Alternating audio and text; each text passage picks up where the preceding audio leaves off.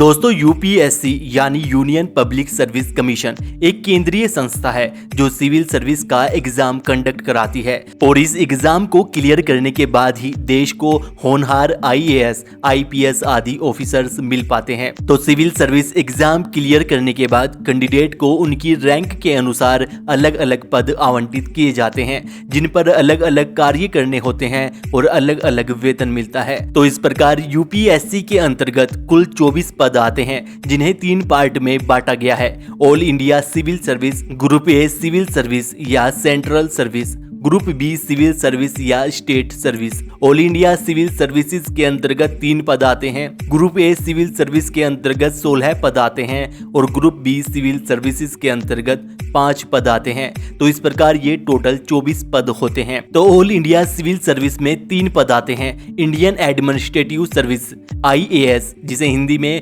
भारतीय प्रशासनिक सेवा कहते हैं। दूसरा होता है इंडियन पुलिस सर्विस आईपीएस जिसे हिंदी में भारतीय पुलिस सेवा कहते हैं और तीसरा पद होता है इंडियन फॉरेस्ट सर्विस आईएफएस जिसे हिंदी में भारतीय वन सेवा कहते हैं। जिसके बाद ग्रुप ए सिविल सर्विस के अंतर्गत 16 पद आते हैं जिसमें पहला होता है इंडियन फॉरेन सर्विस आईएफएस जिसे भारतीय विदेश सेवा कहते हैं, Indian audit and account service IAS जिसे हिंदी में भारतीय लेखा परीक्षा और लेखा सेवा कहते हैं, Indian civil account service ICAS जिसे हिंदी में भारतीय सिविल लेखा सेवा कहते हैं, इंडियन कॉर्पोरेट लॉ सर्विस आईसीएलएस भारतीय कॉर्पोरेट कानून सेवाएं, इंडियन डिफेंस अकाउंट्स सर्विस आईडीएएस जिसे हिंदी में भारतीय रक्षा लेखा सेवा कहते हैं, इंडियन डिफेंस स्टेट सर्विस आईडीईएस जिसे हिंदी में भारतीय रक्षा संपदा सेवा कहते हैं, Indian information service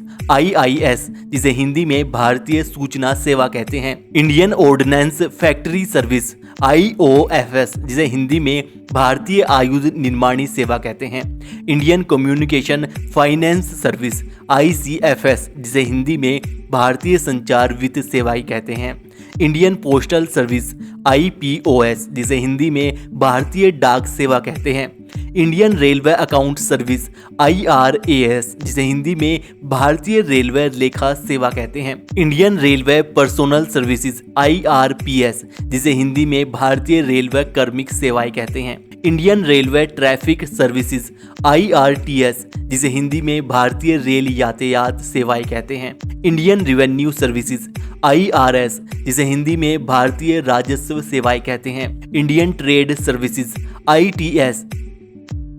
railway protection force RPF जिसे हिंदी में रेलवे सुरक्षा बल कहते हैं और ग्रुप बी सिविल सर्विसेज के अंतर्गत 5 पद आते हैं, armed forces headquarters civil services, सशस्त्र सेना मुख्यालय सिविल सेवा, दिल्ली अंडमान निकोबार आइसलैंड लक्षद्वीप